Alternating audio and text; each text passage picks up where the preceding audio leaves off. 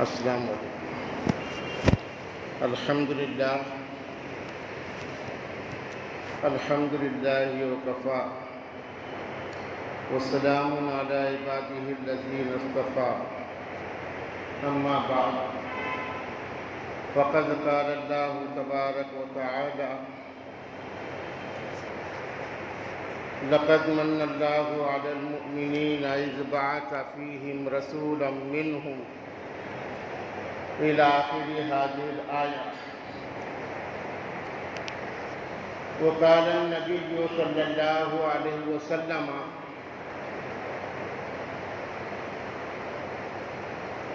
أنا نبي وآدم بين الماء والطين، أو كما قال عليه الصلاة والسلام.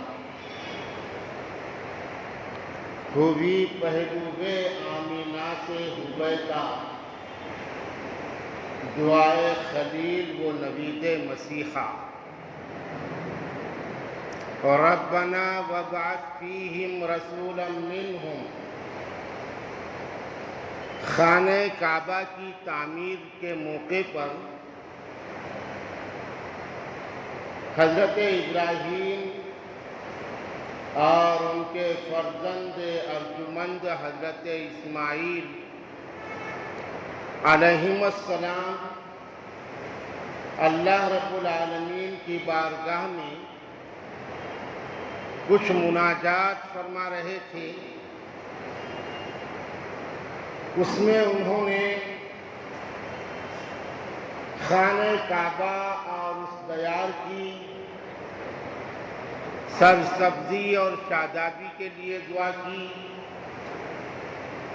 اس دیار کی آبادی کے لیے دعا کی، اور ایک دعا خاص طور پر یہ فرمائی، اے اللہ یہاں جو لوگ بسیں گے اور میری جو نسل یہاں سے چلے گی، انہی لوگوں میں سے ایک رسول پیدا فرمائیے، ان میں مبعوث کیجیے جو انسانوں کو انسانیت پر مبنی اللہ رب العالمین کی معرفت اور دنیا میں جینے کا طریقہ بتائے.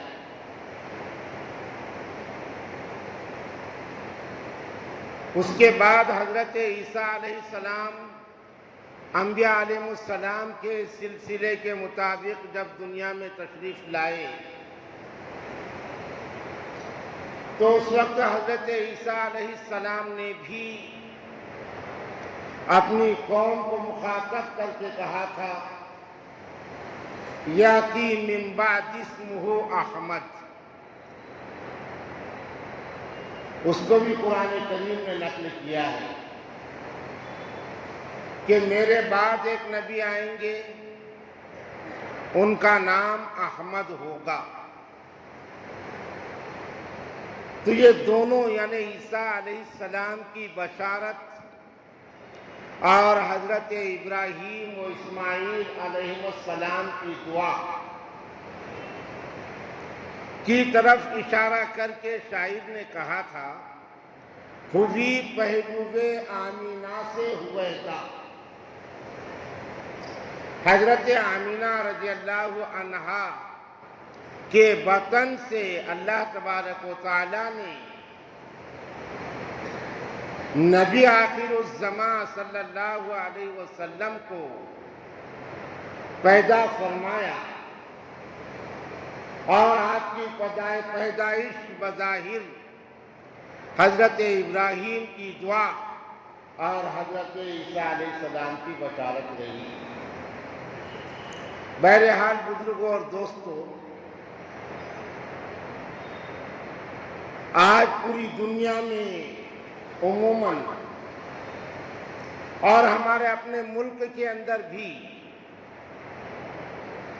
12 ربیع الاول یوم ولادت النبی کے نام سے موسوم ہے، منایا جاتا نہیں،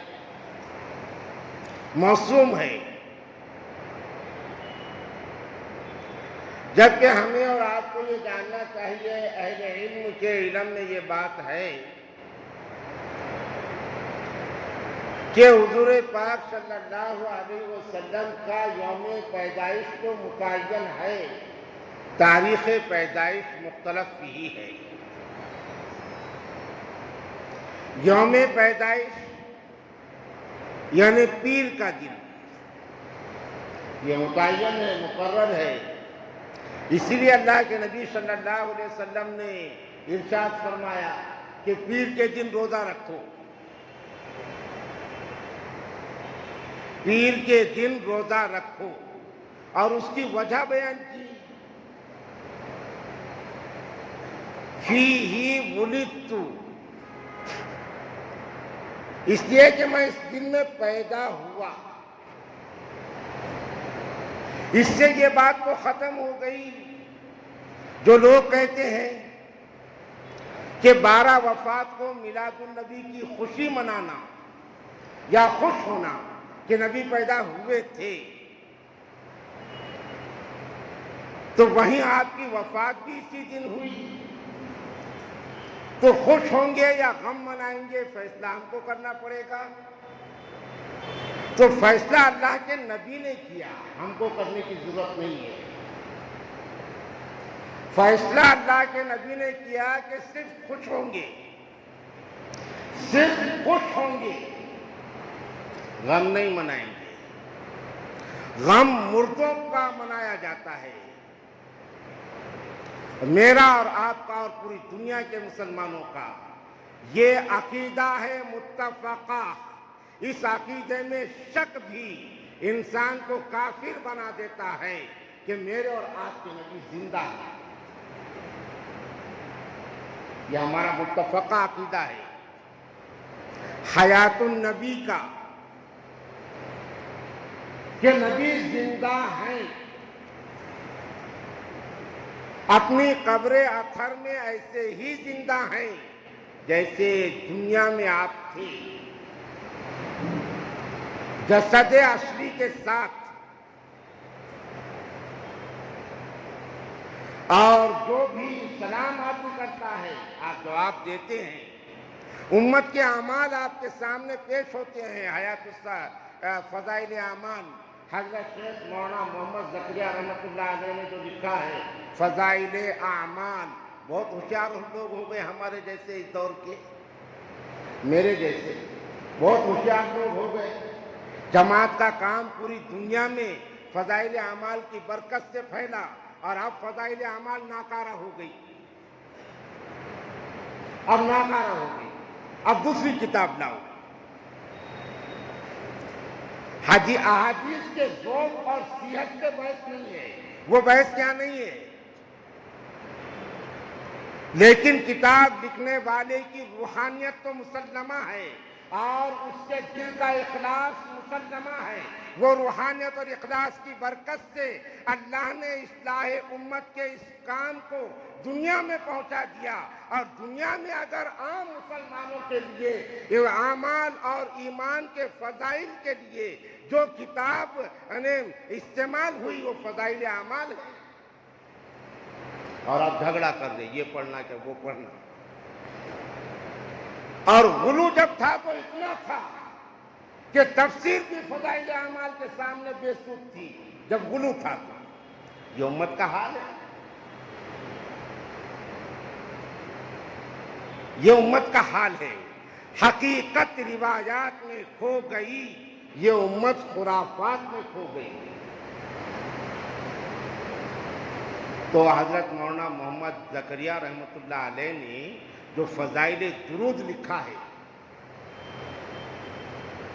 تو میں یہ دعویٰ کرتا ہوں اپنے جگہ، ممکن ہے میرا دعویٰ جھوٹا ہو، میں اپنے دعوے کی سچائی کا دعویٰ نہیں کرتا، لیکن میرا یہ دعویٰ ہے کہ حضرت شیخ مولانا محمد زکریا رحمۃ اللہ علیہ نے جو فضائل درود عشق اور محبت سے معمور لکھا ہے، ویسا فضائل درود کسی نے نہیں لکھا، اور اس فضائل درود میں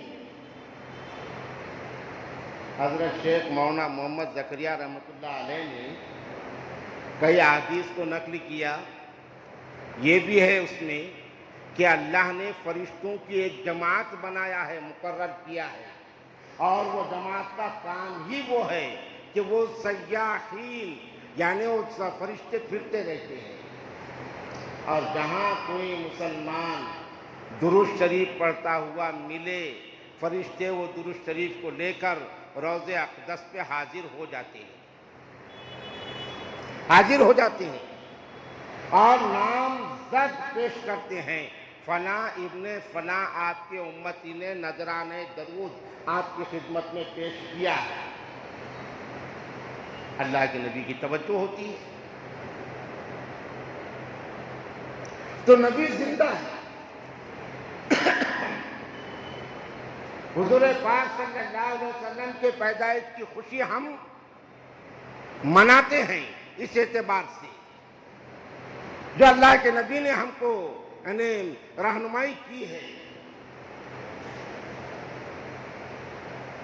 اور ہمارا اور آپ کا سب کا یہ عقیدہ ہے بہرحال کہ حضور پاک صلی اللہ علیہ وسلم اللہ کی پوری مخلوقات میں سب سے افضل ترین ہے. لولاک لما خلقت الافلاک، حضرت تھانوی نے اس کو نقل کیا ہے. حدیث کے ضعف اور صحت سے بحث نہیں ہے، ضعیف حدیث عقیدے میں نہیں چلتی، لیکن نبی کی فضیلت اگر بیان کی جا رہی ہے، اگر حدیث کے الفاظ میں ضعف بھی ہے تو نبی کی فضیلت سے انکار نہیں کیا جا سکتا. لولاک لما خلقت الافلاک، جس کا ترجمہ مولانا محمد قاسم نانوی نے کیا ہے، سب سے پہلے مشیت کے انوار سے. لوگ کہتے ہیں کہ دیوبند کے علماء گستاخ ہیں، ان کو معلوم ہی نہیں ہے کہ دیوبند کے علماء کا عقیدہ کیا ہے.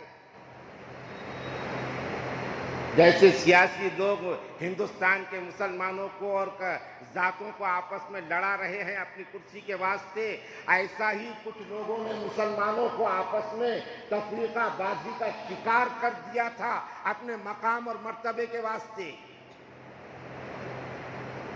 اگر دیوبند کے علماء کی تاریخ کو دیکھا جائے تو آپ خود کہیں گے دیوبند کے علماء سے زیادہ ان کے ہم اثر علماء میں نبیوں کا عاشق کوئی نہیں گزرا.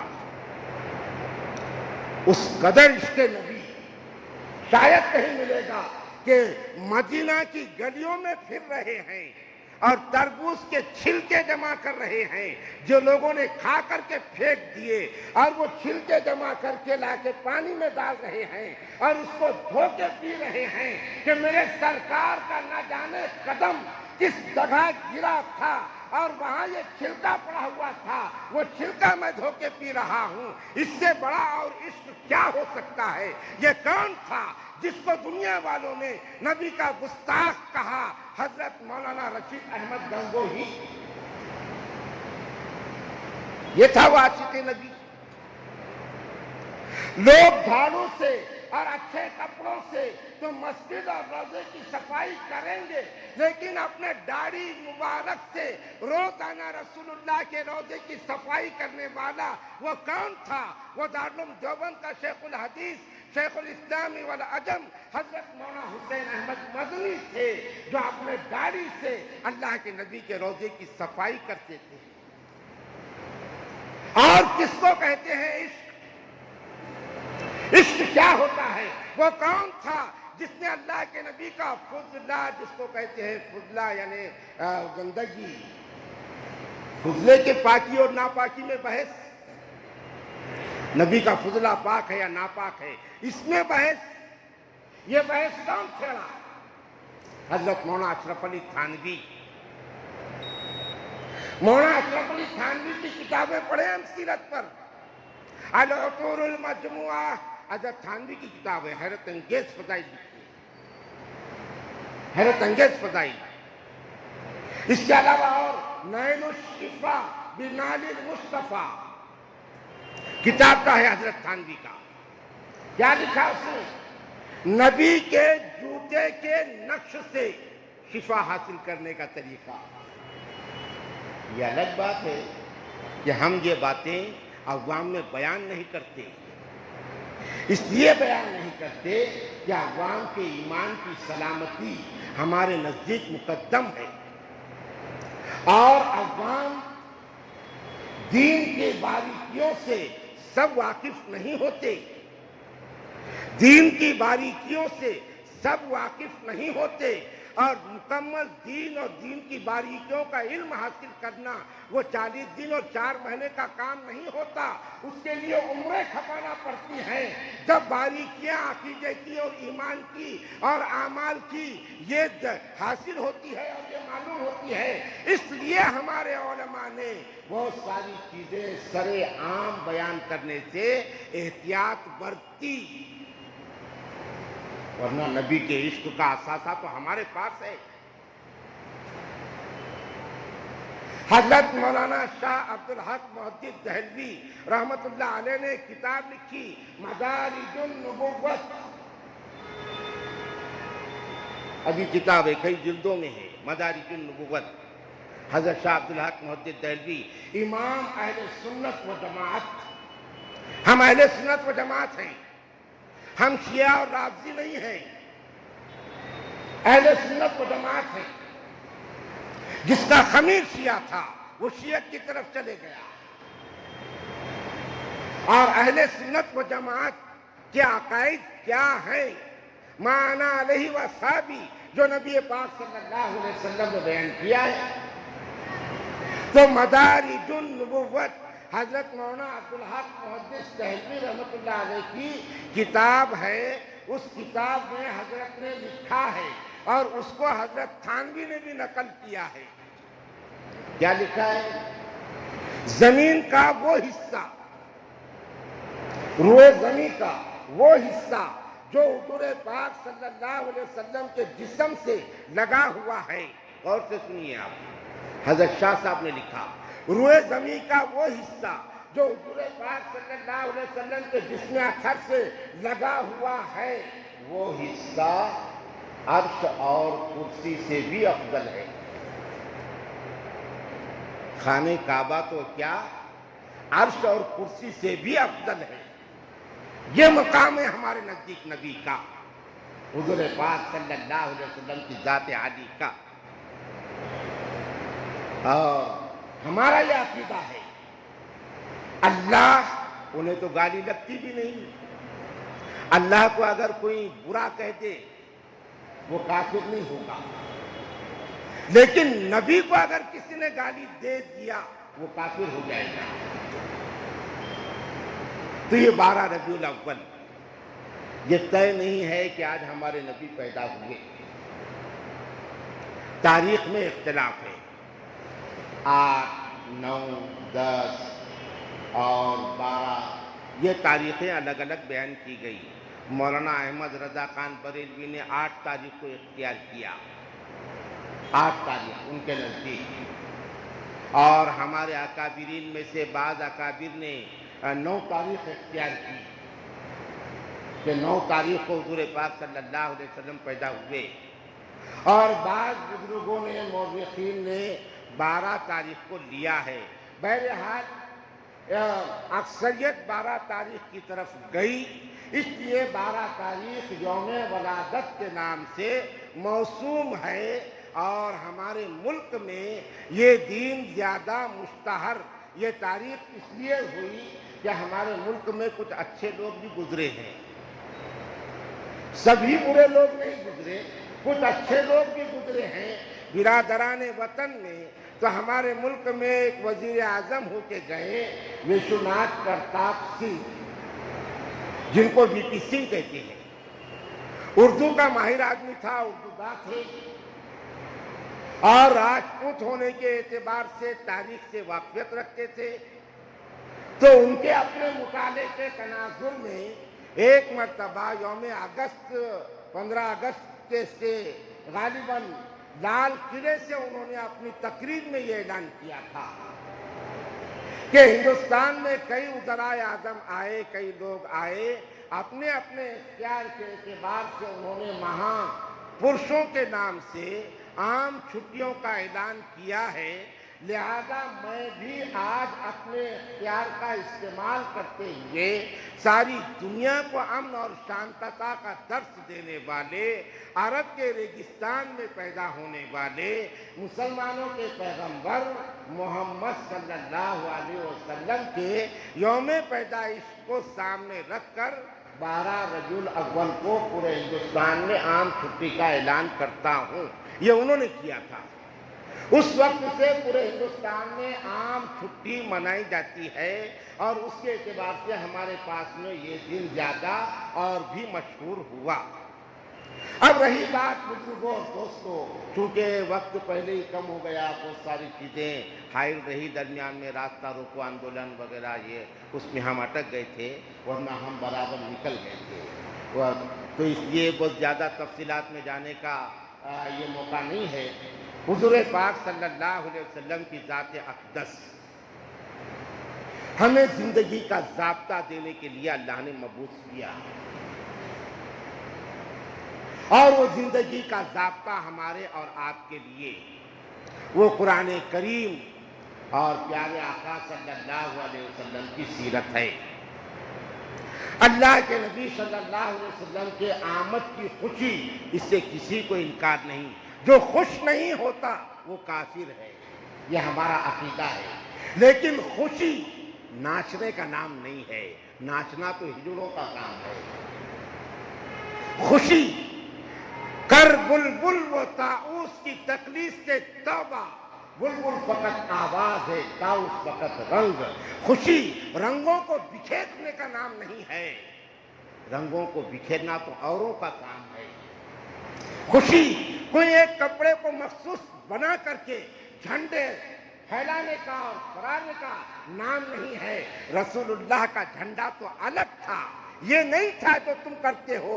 رسول اللہ کا جھنڈا وہ کالی اور سفید دھاریاں تھیں جس کو اللہ کے نبی نے فتح مکہ کے موقع پر لہرایا تھا، اور وہ جھنڈا ہر مسلمان کے گھر پر رہنا چاہیے جو جہاد کی تعلیم دیتا ہے، جو جواں مردی کا سبق دیتا ہے، جو حوصلوں کی بلندی کا نشان ہے۔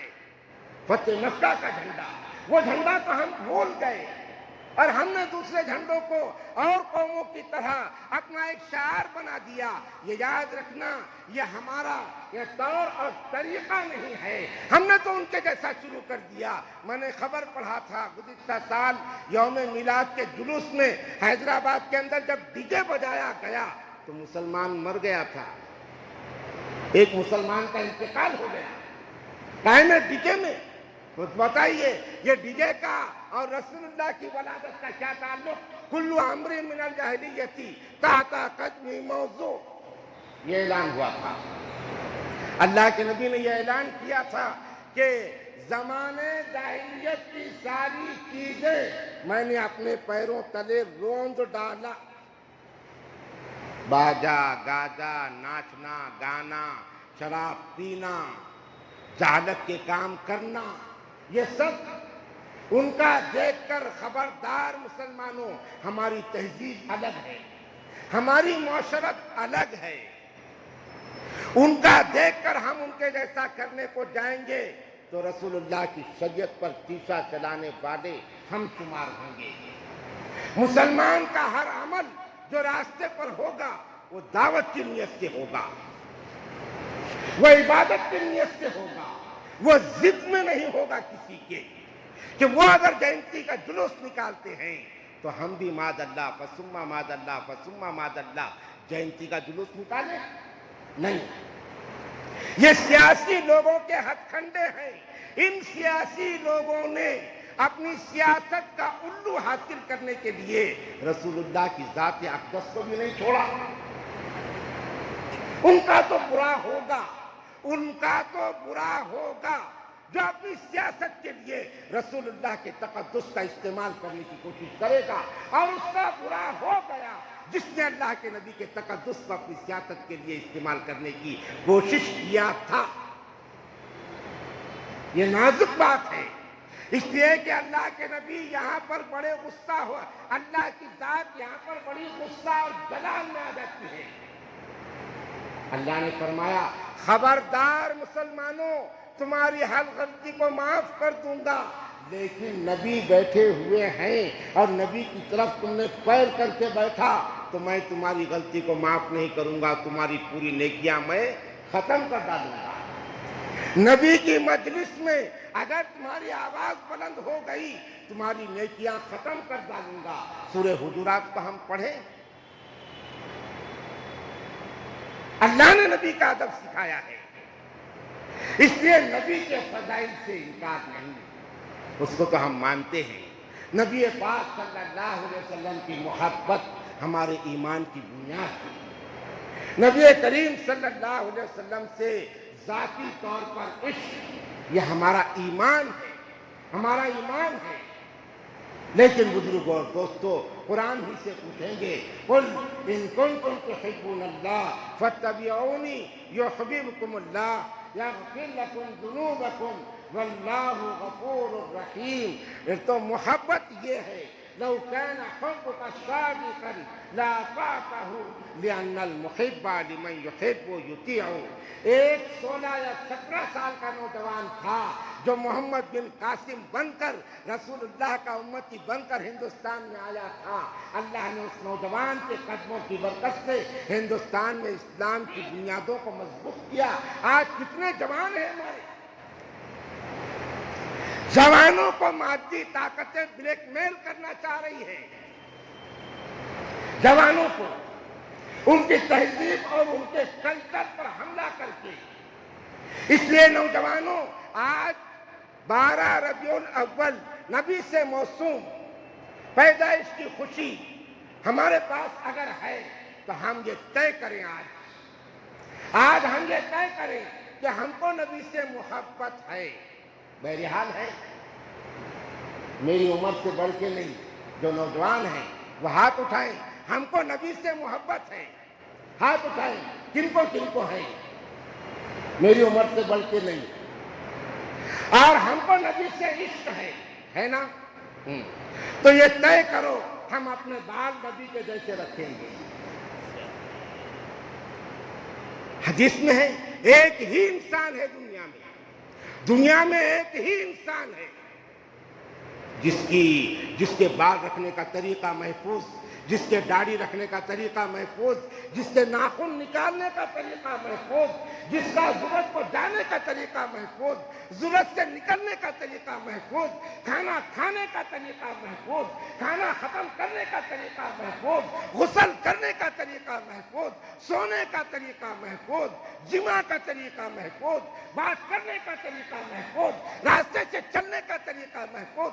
ایک انسان ہے، صرف کوئی نہیں۔ دونوں جہاں آئینہ دکھلا کے رہ گئے، لانا پڑا تمہیں کو تمہاری مثال میں۔ ایک انسان ہے صرف جس کی پوری زندگی محفوظ ہے۔ ہمارے پاس آئیڈیل، ہمارے پاس آئیڈیل ہے، نمونہ ہے۔ ہم بھکاری نہیں ہیں، اور لوگ بھکاری ہوں گے جو دامن پھیلا کر کے بال رکھنے کا طریقہ دوسروں سے لیں گے۔ ہمارے پاس آئیڈیل ہے، ہمیں زندگی کا کوئی طریقہ کسی سے لینے کی ضرورت نہیں، صرف محمد الرسول اللہ۔ تو یہ طے کر دیجئے کہ ہم اپنے بال رکھیں گے نبی کے طریقے پر، ہم اپنے ناخن نکالیں گے نبی کے طریقے پر، ہم چلیں گے تو نبی کے طریقے پر، ہم بیٹھیں گے تو نبی کے طریقے پر، ہم کھائیں گے تو نبی کے طریقے پر، سب کچھ ہم نبی پاک صلی اللہ علیہ وسلم کے طریقے پر کریں گے۔ اس لیے کہ نبی بیٹا ہے آمینہ اور عبداللہ کا، تو بیٹوں کو چاہیے کہ آمینہ اور عبداللہ کے بیٹی کی طرح بنے۔ نبی شوہر عائشہ اور خدیجہ کا، تو تمام مردوں کو چاہیے کہ وہ عائشہ اور خدیجہ کے شوہر کے جیسا اپنا کردار بنائیں اپنے گھر کے اندر۔ نبی باپ ہے فاطمہ اور کلثوم کا، تمام باپ کو چاہیے کہ وہ اپنا کردار فاطمہ اور کلثوم کے باپ کی طرح بنائیں۔ ہمارے پاس آئیڈیل ہے، انما انا لکم مثل الوالد وأعلمكم كل شيء حتى إذا جاء أحدكم الغائط فلا تستقبلوا القبلة ولا تستدبروها. تو کہا کہ اللہ کے نبی نے میں تمہارے لیے ایک شفیق باپ کی طرح ہوں، میں تم کو ساری باتیں بتاتا ہوں، یہاں تک کہ ضرورت کو جانے اور ضرورت سے آنے کا طریقہ بھی میں تم کو بتاتا ہوں. انشاءاللہ ہم کسی نے موقع بموقع سنتے جائیں گے سیرت کی جھلکیوں کو، رسول اللہ صلی اللہ علیہ وسلم کے فضائل کو، رسول اللہ کے پہلے آنے والے حالات، اور کیا انقلاب برپا کیا اللہ کے نبی نے. وہ بجلی کا کڑکا تھا یا صوت ہادی، عالم کی زمین جس نے ساری ہلا دی. یہ ساری چیزیں انشاءاللہ ہم سنیں گے. لیکن آج یہ سمجھیے آپ وعدے کا دن ہے کہ ہم اپنی زندگیوں کو لقد کان لکم فی رسول اللہ اسوۃ حسنہ، نبی پاک صلی اللہ علیہ وسلم کے طریقے پر لانے کی کوشش کریں گے. اپنے گھروں میں نبی کے طریقوں کو زندہ کریں گے، اپنے معاشرے میں نبی کے طریقوں کو زندہ کریں گے، اپنے اولاد کے نبی کے طریقے پر انشاءاللہ ہم تربیت کریں گے.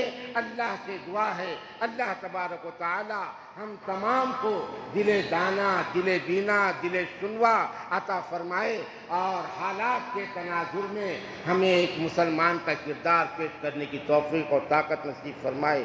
وآخر دعوانا الحمد للہ رب العالمین.